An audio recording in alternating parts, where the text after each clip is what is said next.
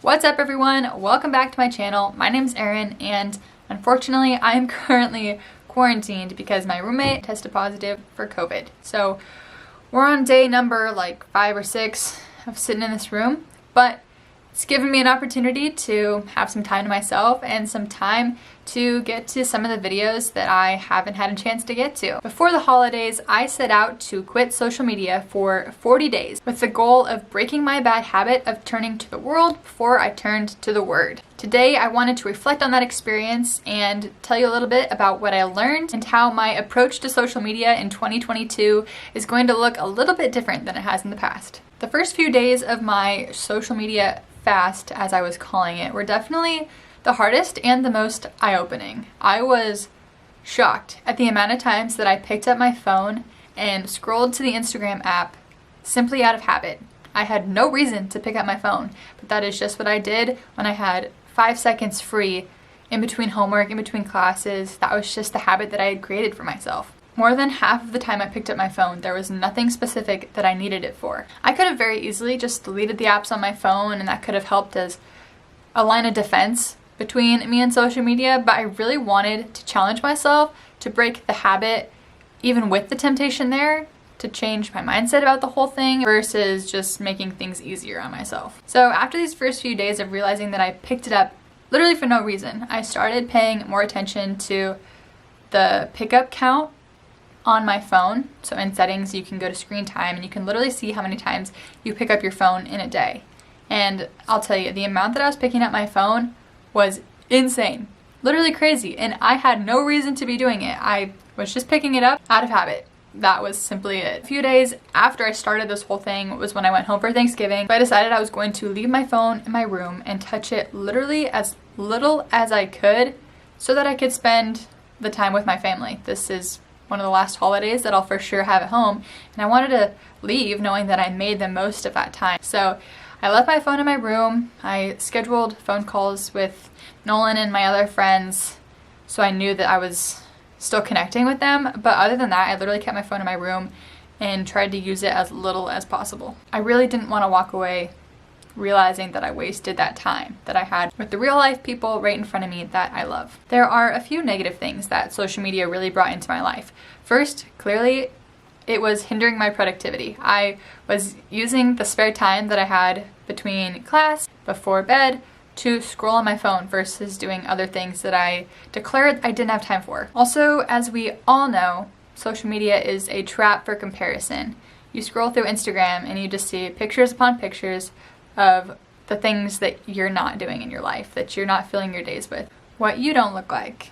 That's kind of what you're filling your mind with when you scroll through Instagram. Pinterest is literally the place you go when you want to see all of the things that you haven't done in your life. Like, that's literally all Pinterest is. I haven't dabbled with TikTok, but even just Reels on Instagram, you'll be scrolling for hours and hours, just wishing your life was as adventurous, as aesthetically pleasing, as healthy as everybody on there.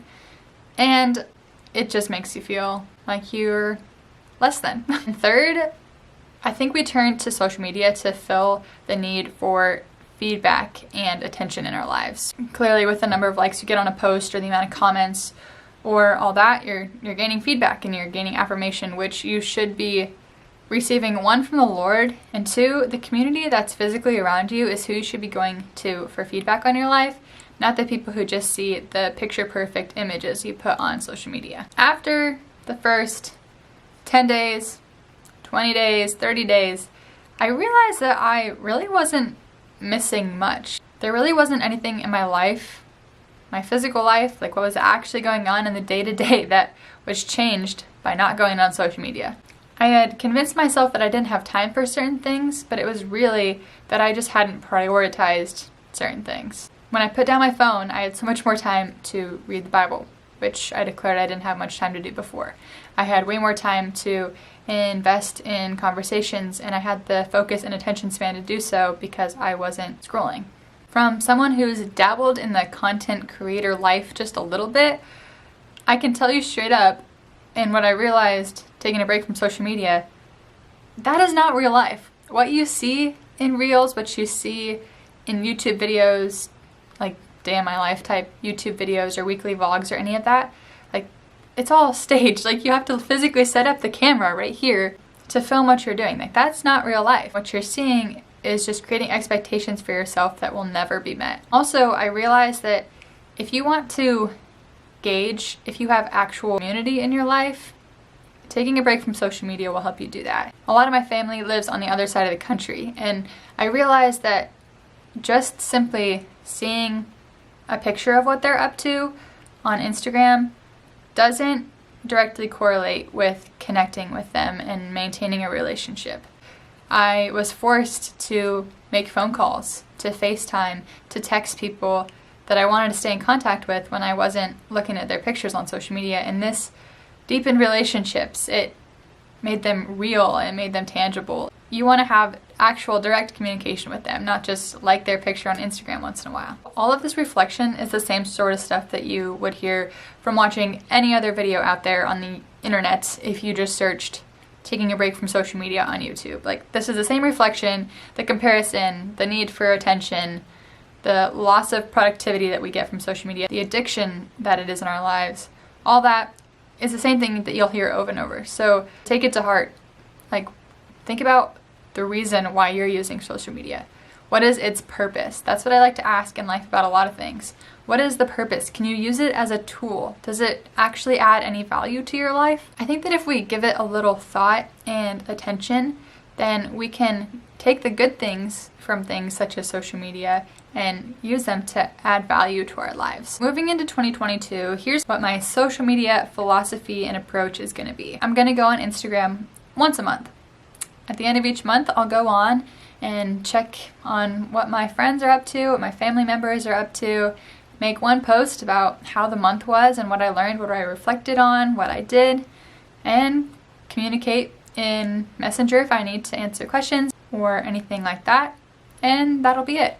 Simple enough. That way, I'm not idolizing myself, I'm not posting pictures of myself all the time, I'm simply using it as a tool to connect with loved ones who I don't get to see every day. And then the big thing for me with YouTube and creating content is I don't want it to be binge-worthy content. All the videos out there that talk about how to be a YouTuber, how to do YouTube for a living, how to gain subscribers on YouTube, they always talk about binge-worthy content.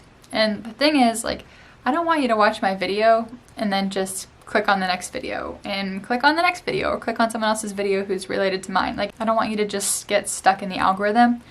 I want you to finish my video, close the browser, and go live out the lesson that you learned. I want you to be inspired by my content to go out and actually live your real life. I want to create videos on this channel that are going to help you in a certain area, whether it be in a faith aspect or with what I've learned about college, any sort of thing like that. I want to help you, give you the information that I think is beneficial, and then I want you to put your phone down and go live it out.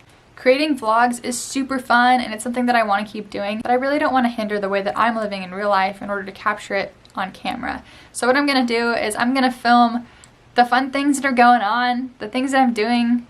I'm not going to stage anything. All of it's going to just be real life, what I'm doing. And then at the end of each month, I'm going to sit down and I'm going to recap it for you. And I'm going to share with you what I learned. This way I'm tracking memories, sharing my memories with others, sharing lessons, and creating a space where I can reflect. If you want to see the more faith-related stuff on this topic, I did a video all about fasting for the faith community that I'm involved in, so I'll link that video here if you want to check that out. That has the deeper spiritual aspects of whether you're refreshing the page on Instagram or turning to the Word to refresh your soul. That's really what's so much more important. So if you want to see the spiritual side of it, click on this video. But I just encourage you, really, with everything, find out what the purpose is for you.